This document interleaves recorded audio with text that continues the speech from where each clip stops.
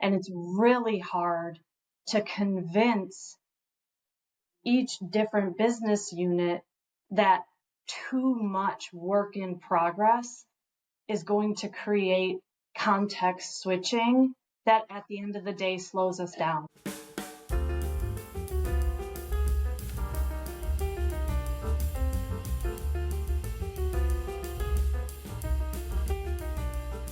Welcome, everyone. Welcome to Mastering Project Management.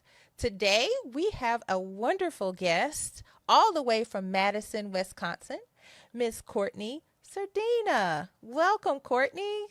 Hi. I'm excited to be here. Thank you. We're so excited to have you, especially someone of your caliber who has had all of these wonderful achievements in your field. And so can't wait to hear all of the wonderful insights that you're going to share with our audience today. And so before we get started, I just wanted our audience to know a little bit about you. Can you just kind of share a little bit about your life and your career journey? Yeah, absolutely.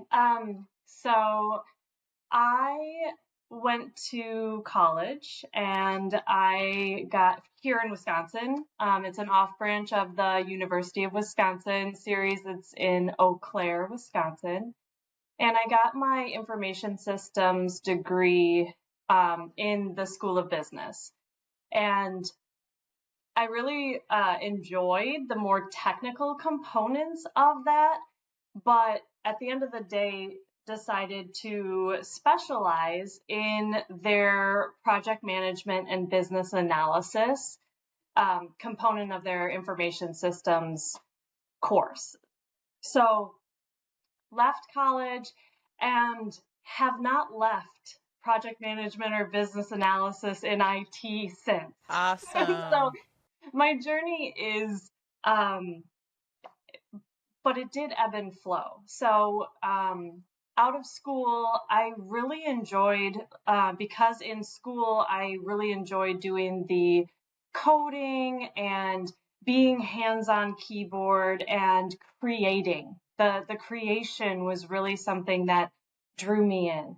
And so when I went out of school, I really went hard for the business analyst side of project management and such. So, but that very quickly led me into project management because I oftentimes was working for smaller software companies where you were wearing multiple hats. Okay. And so as a business analyst, you were also doing project management. You were working directly with customers. You were helping them get to that successful delivery at the end of an execution phase and so forth. And in practice, I really fell in love with what project management had to offer. And if you fast forward, about 10 years, I started working for a fintech company, and they went through an Agile transformation. And this was my first introduction into Agile. Okay. And I really started to go through the certification courses, understanding what a Scrum Master is, what a product owner is, and helped them drive that transformation from straight waterfall project management in their PMO to having a hybrid approach of these are the type of projects we're going to take through waterfall. These are the type of projects we're going to take through in more of an agile way of working. Wow. And being somebody that was so motivated and looking for new innovative ways of delivering value faster, the organization selected me as someone to work directly with the consultant they had brought in, which at the time was McKinsey Company. Okay. And I learned so much from them on what they do when they come into an organization to identify those types of things of what should we still be doing in this waterfall way? What should we be doing in more of an agile way? And how can we add innovative project management to prove value of a PMO to this organization. Wow. And so then from there, in the this most recent 10 years of my experience, I've been in many different industries, from healthcare to shipping to supply chain, and so forth, manufacturing, and but each one being there either in their IT PMO or enterprise PMO, helping them create and build this roadmap for a transformation, and helping them understand it is okay to use multiple methodologies. It is okay to have more than one skill set in your tool belt. And the only thing that matters is the way that you apply it, when you apply it, where you apply it, and why you're applying it in that way.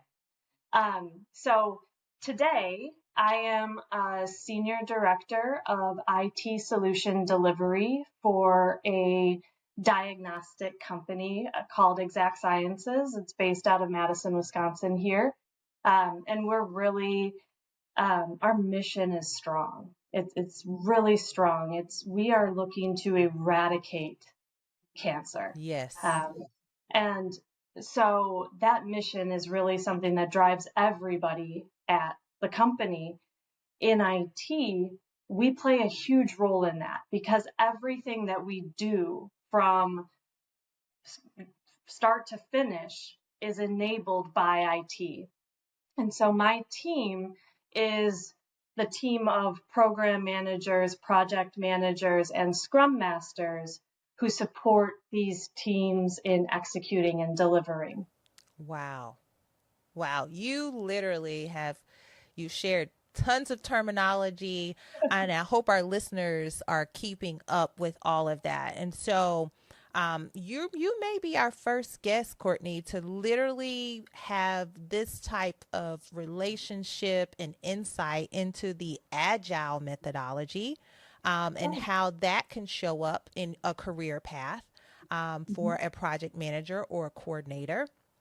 And so I think to date, we've only talked about waterfall opportunities. So I am certainly excited that you're introducing that to our audience today, that there are two different methodologies, and whichever one you find yourself in, there absolutely is a career path that is promising, that is lucrative, and it can be fun. And so, thank you for sharing some of those terms and breaking some of that down. It sounds like Exact Sciences is a wonderful place to work. Who wouldn't want to be a part of the mission of eradicating cancer? It touches everyone in one way or another. Right. I don't know anybody, I've never talked to anybody who hasn't been affected by it in some way, shape, or form. Right. And it's just such a strong force, which is amazing. Yes. Now, I just want to take a couple minutes to step back a little bit and just share with our audience that Courtney and I, we worked together not too long ago. And we worked together at a manufacturing company, the Hershey Company. Yes, that's right, where they make all the chocolate. And I had the wonderful pleasure of meeting Courtney and being her peer. And she has taught me so much about the world of Agile and how to implement it and how to work with, the different stakeholders and how that shows up, in making a difference in transforming the culture. Now, Courtney, I know that you recently graduated with your degree in organizational change management. I did. Yeah, so this is something actually that I just, I'm going to call it pitched to my leader at Exact Sciences, because we had some budget coming into the end of the year, and we wanted to invest it in our people. Okay. And a lot of our people already have their PMP, and those who don't, we wanted to provide that for them. So we took a portion of those dollars to help those people go and successfully complete their PMPs. But we still had this left over.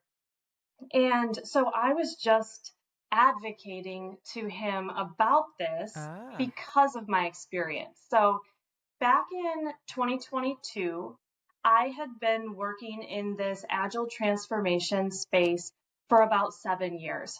And we were just coming out of COVID. We were just coming out of this really tough time. I was working for a health insurance company at the time. And COVID, the year of COVID, did really great things for us. But coming out of COVID, it hit us really hard. And we could no longer operate the way that we had been.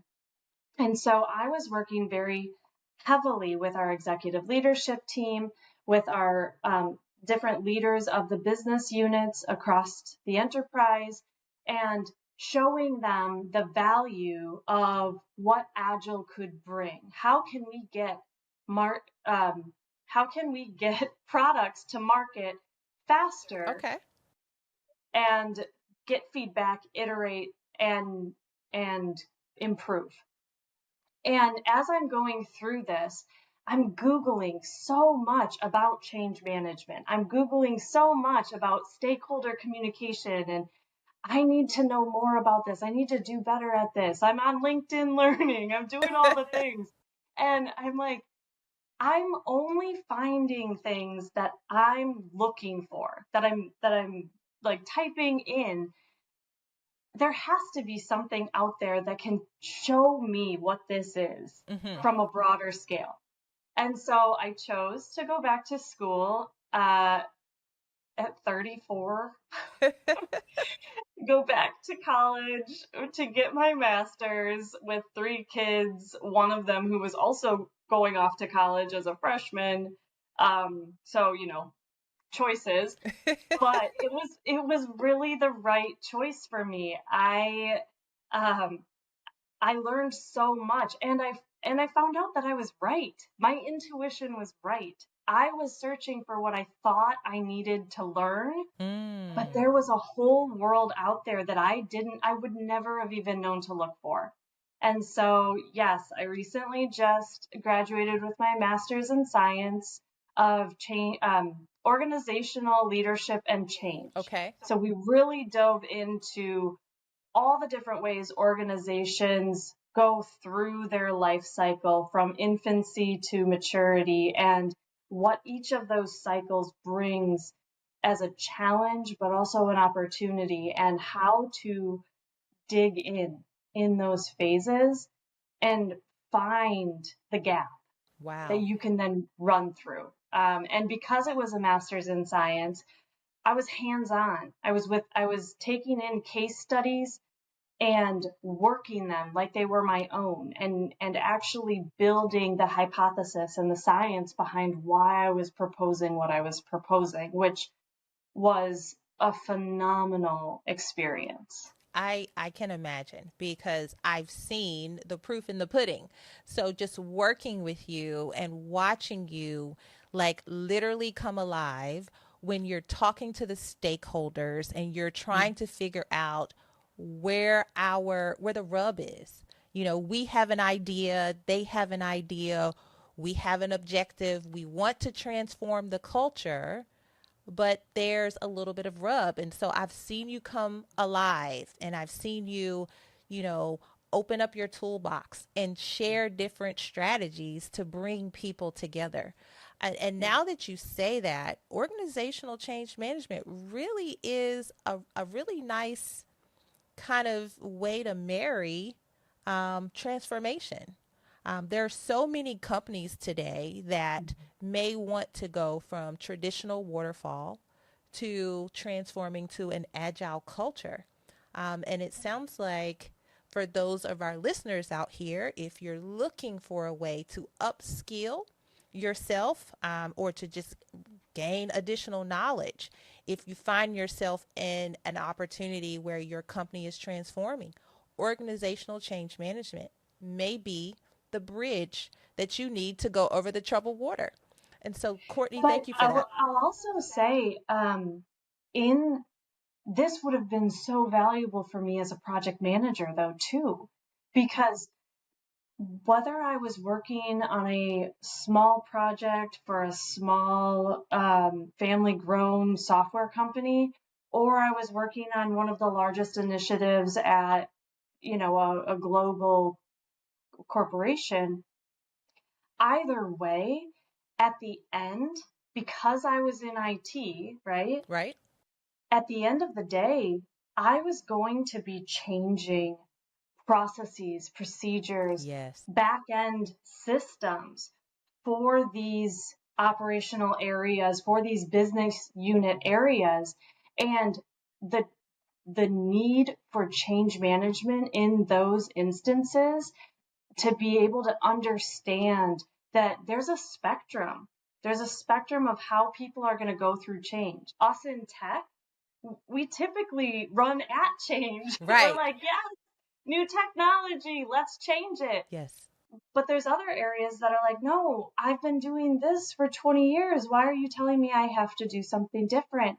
And being able to meet the variety where they're at and talk to them about value and why that this is going to springboard them into the future in a way that resonates with them. That's all part of change management and having a plan for it and Yes. being proactive about it.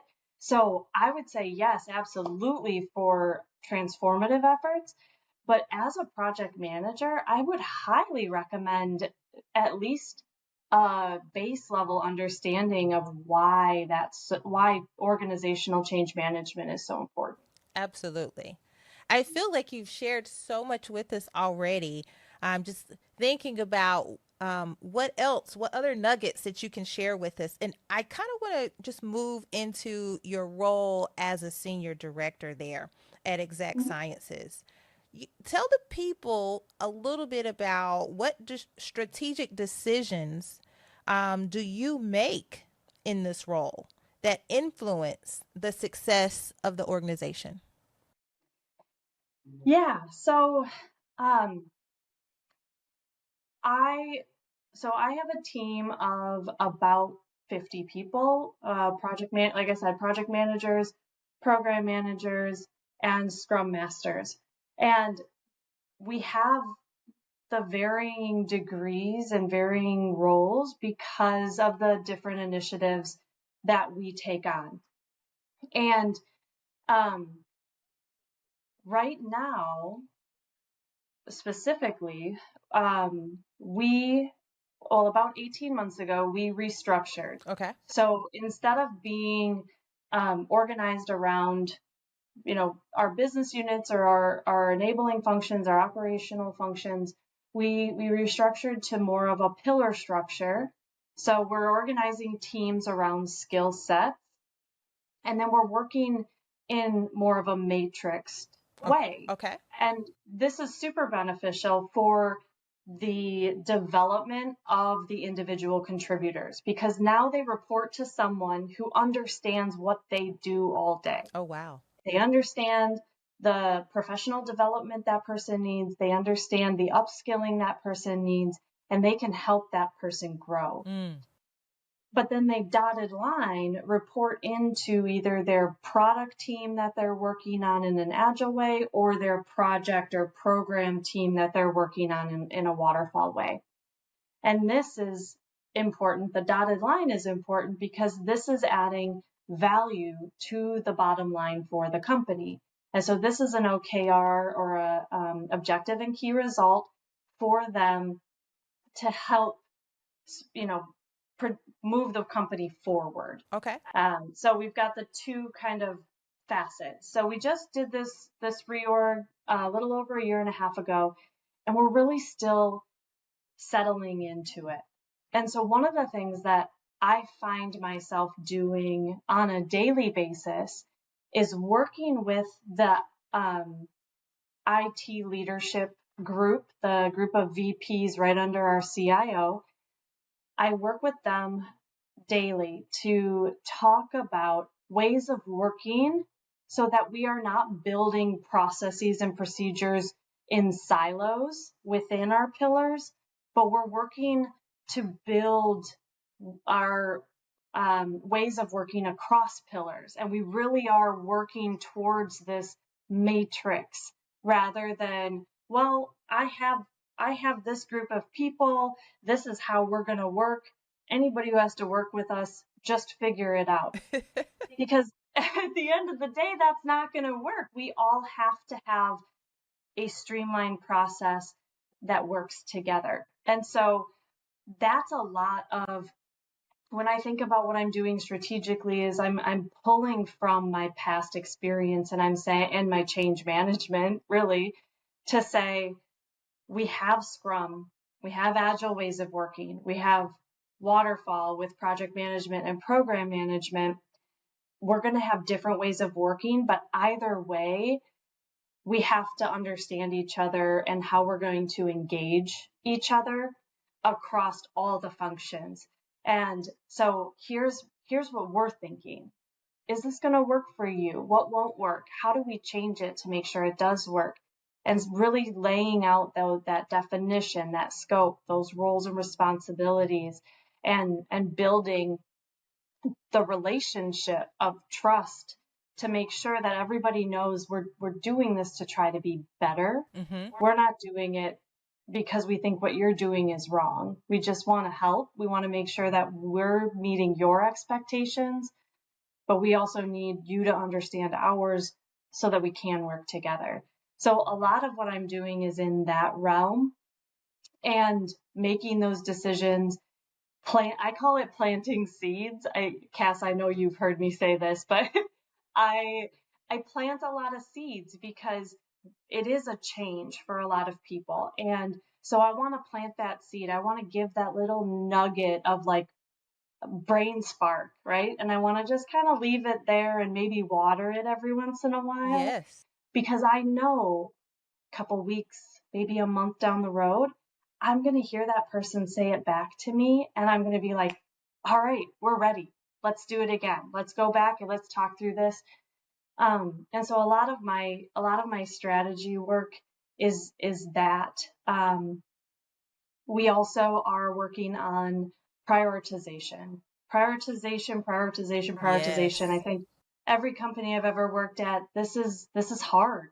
It's very hard to decide what should we be working on, and it's really hard to convince each different business unit that too much work in progress is going to create context switching that at the end of the day slows us down. And so I do spend time there as well of having those conversations and educating on how we can do kind of that whole scope of stuff better. Yes, and I love that word context switching. I think Yeah. even when you and I worked together, there were so many different priorities that everybody feels should be pushed to the front of the line. But Mhm. then at the end of the day, to our listeners out there, if you are able and fortunate enough to be a senior director, you would be helping make those decisions, help drive those decisions of what the company should be putting first. And then probably also giving a business case around, Yeah. why we're making these decisions. Mhm. But Courtney, this has been so insightful. You keep dropping nuggets on us today. And as we wrap up, I just wanted you to possibly share with our viewers from a long term trend or strategy perspective, how do you see project management growing or shifting in a way that the PMs maybe should be preparing ahead of time to be able to flow with those trends? Are there any trends that you're seeing? I know you're in the pharmaceutical realm, Mhm. and then, like I'm in IT, in manufacturing. And so, just in general, are you seeing any trends from where you are, the position that you have, that maybe our viewers want to stop and heed and maybe prepare, um, so they can, Yeah. yes. Yeah. So one big one is AI. Mm. AI is coming into the project management world heavy. It we have voice recognition. We have things that can take notes for us now, Yes. just based on what we're talking in a room, and um, and I see that continuing. I also see the forecasting. So the better job we can do today of building project plans and connecting those project plans together, having one source of truth for the tool or application that we build our project plans in, and categorizing them effectively. Because I'm seeing these applications building AI to forecast, hey, the last 6 projects you had in this category, they yielded this timeline, they yielded these milestones or what have you. And it can start to really build some nice predictive forecasting. Wow. It can start to build project plans for you based on category or business unit, or however you define the way that you propose projects. Okay. So getting on board with understanding what those um, algorithms are learning, so that you can start to prepare for feeding that in a way that Yes. produces an output. I love it. The other thing that I would say is, because of AI, like, those are all really wonderful things. Those are all the things I hated about project management, if I'm being honest. And now AI can do it for me, so that's Yes. great. But that doesn't mean project management is going to become irrelevant. There is no substitution for human interaction. There's no substitution for face-to-face relationship building and trust. And that is the component we all need to lean into. We need to be there to build these relationships with our stakeholders, with our business partners, so that we can make those recommendations for organizational change management, so that we can build this trusting relationship to say, guys, if we increase this scope, this is the outcome that we're going to see. Are we ready for that? And have that accepted, because you are a leader in your space.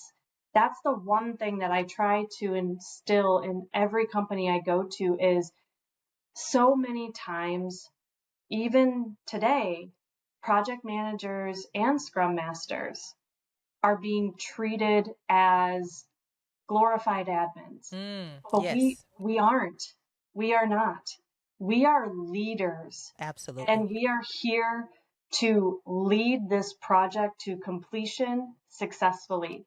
And so we have to show up every day as a leader, as somebody who knows this project inside and out, and knows the why behind everything that we are recommending. And that's where I see us continuing to provide the most value, no matter what your PMO looks like. That is amazing. So, viewers, you heard it here at Project Mentor Pro. Courtney is sharing the trend is artificial intelligence. If you have not introduced yourself to it, gotten familiar with it, and feel confident even asking questions about it, do so today. Make sure that you show up tomorrow at whatever job, whatever project, whatever conversation, knowing a little bit more today about artificial intelligence. That is definitely the trend, and it's nothing to be afraid of. Embrace it, because as Courtney shared, and as we both are witnesses of, artificial intelligence can make your life so much easier as a project manager or as a project leader. Think of yourself as a leader, and all leaders have support. We have a team, we have an army, and we definitely want to be supported. Artificial intelligence will do those repetitive tasks that we all cringe about doing late at night. And so You've heard it here. I hope you've enjoyed our conversation with Courtney Cerdena today, all the way from Madison, Wisconsin. Thank you, Courtney. I am so honored that you spent these moments with me, and I would love to have you back soon, and we must get together. Yes, please. I would love to. Awesome. Thank you, and enjoy your afternoon. Thank you. You too. All right.